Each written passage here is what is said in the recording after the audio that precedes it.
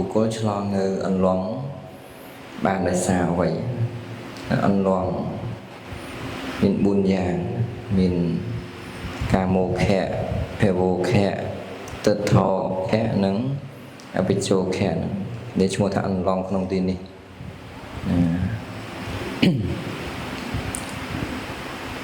ចឹងព្រះអង្គសម្ដែងឆ្លើយ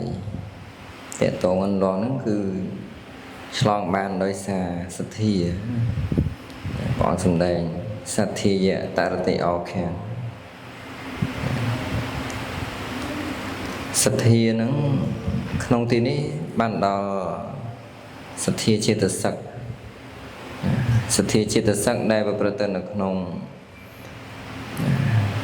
ងទីនេះគឺសំដៅដល់ការឆ្លងនៅទិដ្ឋោខៈអន្លង់គឺទិដ្ឋិគឺបានដល់ការឆ្លងនៅការយល់ខុសអញ្ចឹងអង្គធម៌គឺបានដល់សទ្ធាដែលប្រព្រឹត្តទៅនៅក្នុងសោតាបត្តមៈយើងហៅថាសទ្ធាសោតាបត្តយ៉ាងកៈសទ្ធាដែលប្រព្រឹត្តទៅនៅក្នុងសោតាបត្តមគ្គចិត្តដែលជាអង្គនៃការត្រាស់ដឹងតតែសទ្ធានឹងទៅអាចឆ្លងបានបើសទ្ធាដែលប្រព្រឹត្តទៅនៅក្នុងមហាកុសលมันអាចឆ្លងអោខៈនឹងជាសមុច្ឆេទបានទេណាកណា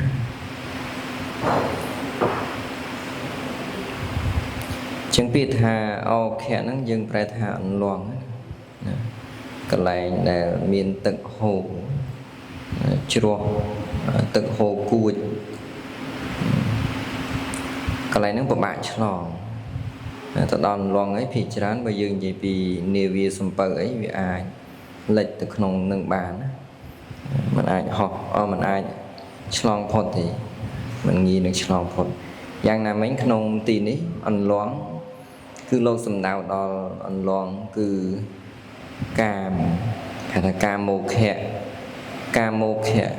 អន្លង់គឺកាមអង្គធម៌បានដល់លោភៈមូលចិត្តអញ្ចឹងកាមក្នុងទីនេះបានដល់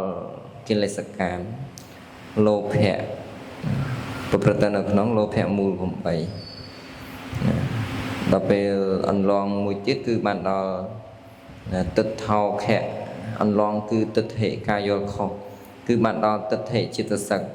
ប្រព្រឹត្តនៅក្នុងលោភៈមូលទិដ្ឋិកតសម្បយុត្ត4មួយទៀតគឺបានដល់ភវោខៈអន្លង់គឺភពក្នុងទីនេះគឺសំដៅដល់តកតងនឹងលោភៈដែរការជាប់ចម្ពាក់នៅក្នុងរូបភពនៅក្នុងអរូបភពអង្គធម៌គឺបានដល់លោភៈមូលចិត្តនៅក្នុងលោភៈមូលទិដ្ឋិកតវិបយុត្តយកតែទិដ្ឋិកតវិបយុត្តទេ4ដួងទៅអន្លង់មួយទៀតគឺបានដល់អវិជ្ជោខៈគឺបានដល់អន្លង់គឺអវិជ្ជាបានដល់មោហៈចេតសិកប្រព្រឹត្តទៅនៅក្នុងអកុសលចិត្តទាំង12កណាចឹងអន្លង់ទាំងអស់ហ្នឹងគឺអង្គធម៌ដូចបានរៀបរាប់អញ្ចឹងដែលឈ្មោះថាអន្លង់ហ្នឹងពីព្រោះរមែងធ្វើនៅវ័យហ្នឹងឯងឲ្យកន្លងទៅប្រព្រឹត្តទៅមានន័យថាយើងមិនអាចកន្លងនៅវ័យការកើតរលត់ដោយសារអន្លង់ទាំងអស់ហ្នឹងឯងអញ្ចឹងក៏រមែងមាននៅជាតិជារៀបជាធិមរណៈនៅវិលវល់កើតក្នុងសង្សារៈលោកសំដែងអវយវੰកត្វាភៈបយតិកេចតិតិអោខោដូចខ្ញុំកណាបានប្រកេនមិញមួយទៀតវាមានអាចបៀតបៀនក៏លោកចងអហញ្ញតិអេតេណាតិអោខោសត្វលោកនឹងឯងរមែងអហញ្ញតិគឺត្រូវបានបៀតបៀនឲ្យលិចចុះទៅអវៈហ្នឹងឯងមកពីអវៈបពបតហនធាតុហ្នឹងឲ្យលិចចុះទៅក្នុងអបាយភូមិអញ្ចឹងធម៌ណាដែលជាគ្រឿងបៀតបៀនសត្វលោកឲ្យលិចចុះទៅក្នុងអបាយភូមិធម៌ហ្នឹងឈ្មោះថាអោខៈ នឹងនៅក្នុងគម្ពីរមកលៀនលោកចង់នឹងតកតងបទវិគ្រោះណាអញ្ចឹងគឺបានដល់ការមកខៈជាដើមដែលជាធម៌ប្រៀបដូចជាអន្លង់ជាទីធ្វើសត្វទាំងឡាយហ្នឹងឲ្យលេចចុះអញ្ចឹងយើងយល់ពាក្យហ្នឹងទៅយើងសិក្សាតកតងនឹងសទ្ធាលោកសម្ដែងថាបុគ្គលរមែងឆ្លងនៅអន្លង់គឺកាមជាដើមនេះបានដោយសទ្ធាអញ្ចឹងដែលព្រះអង្គសម្ដែងហ្នឹងគឺបានដល់សទ្ធាចេតសិកដែលប្រព្រឹត្តទៅនៅក្នុងសោតាបត្តមគ្គចិត្តក្នុងអត្ថកថាលោកពយល់ដោយបាតបាលីថាសទ្ធាយតរតិអោខាងហ្នឹងគឺជាបាតដែលព្រះអង្គសម្ដែងប្រកាសសម្ដែងនៅសោតាបត្តមគ្គផងសោតាបត្តិផលឬក៏ថាសោតាបណ្ណបុគ្គលផងអញ្ចឹងយើងសិក្សាទៅសទ្ធាហ្នឹងវាត្រូវការសំវាមិនអាចបានសោតាបត្តមគ្គភ្លាមទេត្រូវការសំអ្វីជាសទ្ធាដូចលោកម្ចាស់គ្រូបានលើកខាងដើមសទ្ធាបានដល់អ្វីគឺបានដល់ការជ្រះថ្លាតែងបានលើករឿយគឺការជ្រះថ្លាក្នុងគុណប្រតនត្រ័យក្នុងគុណប្រតនត្រ័យជ្រះថ្លាការជឿយើងប្រែថាជឿក៏បានដែរជ្រះថ្លាគឺយើងជឿហ្នឹងឯងជឿនៅក្នុងកម្មផលរបស់កម្មជឿថាបាបមានបុណ្យមានប្រកបជឿថាសត្វស្លាប់ហើយកើតទៀតជឿថាផលរបស់អកុសលមានផលរបស់កុសលក៏មានជឿនៅក្នុងបរិច្ចាសមុពបាតធម៌ទាំងឡាយពិតជាអាស្រ័យហេតុហើយកើតឡើងមិនមែនអត់មានហេតុអត់បច្ច័យអីទេការជឿយ៉ាងហ្នឹងទើបយើងហៅថាសទ្ធាបើយើងមានការជឿលើអ្វីខុសពីហ្នឹងមិនមែនជាសទ្ធាទេណាគេហៅថាអធិមោខៈប្រកាន់ខុសអង្គធម៌គឺបានដល់អកុសលចិត្តបាតមានមោហៈឬក៏មាននៅមិច្ឆាទិដ្ឋិការយល់ខុសនឹងឯងជាប្រធានណានីមួយហ្នឹងអាស្រ័យមោហៈបិទបាំងអញ្ចឹងទៅមិនដឹងសេចក្តីពិតក៏មាននៅការយល់មិនត្រូវហើយក៏ប្រកាន់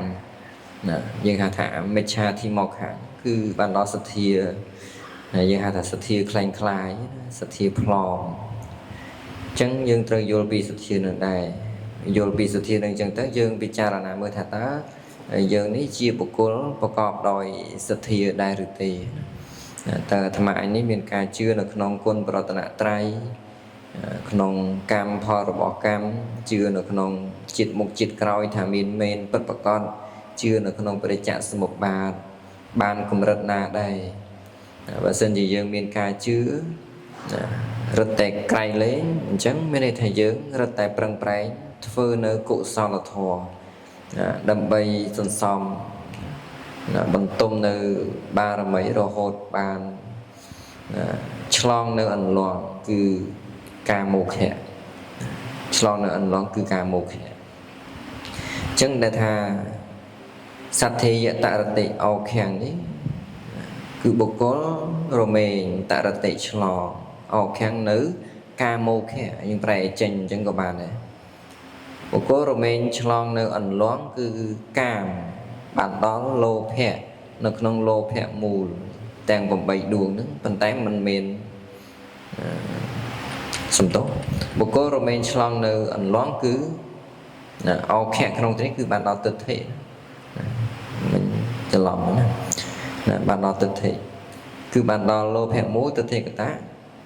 សម្បយុទ្ធដែលមានលោភៈនៅក្នុងនឹងគេហៅថាទិដ្ឋោខៈมันអាចលះការមោខៈបានទេនៅតតែអនាគាអញ្ចឹងសទ្ធាយតរតិអោខៈបុគ្គលរមែងឆ្លងនៅអន្លង់គឺទិដ្ឋិការយល់ខុសបានដល់ទិដ្ឋិនៅក្នុងលោភៈមូលទិដ្ឋិកតសម្បយុទ្ធ4ដួងហ្នឹងសទ្ធាយដោយសទ្ធាដែលប្រព្រឹត្តទៅនៅក្នុងសោតាបត្តមគ្គចឹងយើងស្ដាប់ទៅយើងព្រះអង្គសម្ដែងប្រកាសដល់សោតាបត្តមគ្គដោយបានហ្នឹងតទៅទៀតហ្នឹងនឹងសន្តានាតទៅហ្នឹងអបមាទេនអនុវាងវិរិយេនទុក្ខមច្ឆេតិបញ្ញាយបរិសុទ្ធតិហ្នឹង3បាតទៅខាងលើហ្នឹងសម្ដែងតទៅនឹងមគ្គមួយតតាមលំដាប់រហូតដល់អរហត្តមគ្គរហូតដល់បញ្ញាយបរិសុទ្ធតិហ្នឹងបុគ្គលបរិសុទ្ធដោយបញ្ញាគឺបានដល់អរហត្តមគ្គបញ្ញានៅក្នុងអរហត្តមគ្គចិត្ត ដែលលោកសំដែងអញ្ចឹងខ្ញុំកណាចូលរួមប៉ុណ្ណឹងតកតងនឹងសទ្ធាយតរតិអោខាំងក៏បានសំដែងតកតងនឹងសទ្ធាថែមទៀតទៅតកតងសទ្ធាហ្នឹងយើងពេលខ្លះយើងមានការជឿដែរប៉ុន្តែវាមិនមែនជាសទ្ធាដូចលើកខាងដើមថាបើសិនជាយើងមិនបានជឿនៅក្នុងគុណប្រតនត្រ័យមិនបានជឿនៅក្នុងកម្មផលរបស់កម្មជាដើមនឹងទេមិនមែនជាសទ្ធាទេណាដូចយើងជឿថាយើងទៅបន់ស្រន់ហើយយើងបាននៅសេចក្តីសុខយើងជឿថាធ្វើអញ្ចឹងទៅវាបានសុខព្រោះតែយើងធ្វើការបន់ហ្នឹងយើងមិនបានជឿថាអូអាត្មាអញនេះទៅយកផ្លែឈើអីដាក់ឲ្យទេវតាគេបរិភោគគេសែបសោយហើយគេរាប់អានអាត្មាអញគេជួយយើងប្រផលនៃការធ្វើទានហ្នឹងយើងអាចបានជឿអញ្ចឹងយើងជឿខុសអញ្ចឹងអាហ្នឹងវាជាការយល់ខុសមិនត្រឹមត្រូវទេឬក៏ជឿថាសត្វលោកនឹងឯងមានអ្នកបង្កើតមាន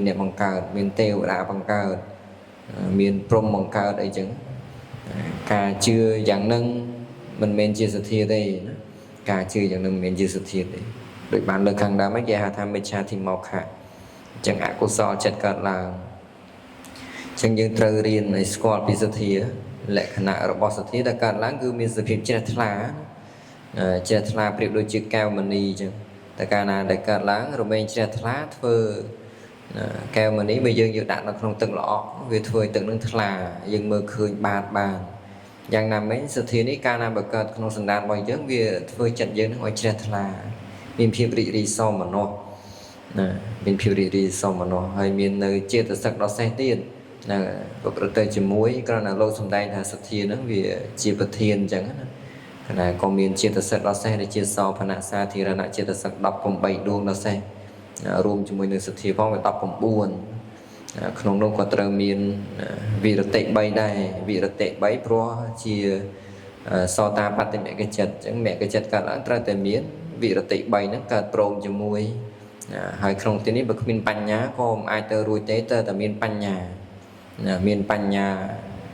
នៅក្នុងសោតាបត្តិមហ្នឹងទើបឆ្លងនឹងរំលងគឺទិដ្ឋិនិបានកណ្ណាឯចំណែកអបមញ្ញា2ហ្នឹងអត់មានទេតាមសំគួរបើសិនជាអត់មានអារម្មណ៍គឺសត្តបញ្ញត្តិមកជាអារម្មណ៍ទេអត់មានការកើតឡើងទេ